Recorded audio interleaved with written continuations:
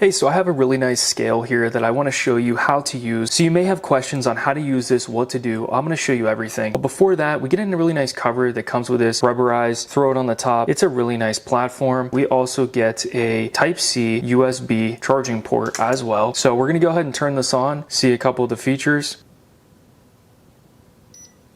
Okay, so as that boots up, it's going to be in grams to start off with, but to change this is actually really simple. All you have to do is hold down the tare button. Now we're in ounces, hold it down again, and we're in milliliters. So you can change between that pretty easily. A couple other things, if I want to set this, just say, we're going to test this, put this on, and then you want to put grounds into a cup. So all you have to do is just tap that. It'll just reset everything. Just say this was a cup and you wanted to fill it up. And now if you take it off, we're going to be in the negative. So if you put grounds in it afterwards and put it back on, it's going to show you the correct weight of it added with the beans or grounds.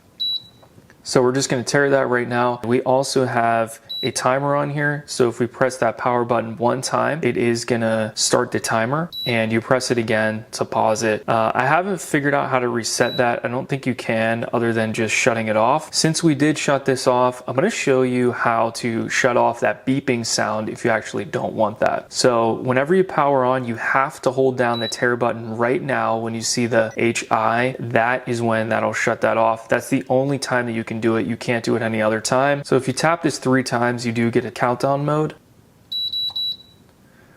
So now that we tapped that 3 times, we can adjust that, and we can put that up to like 3 minutes, and then you hit this again and it'll move over, kind of like a watch.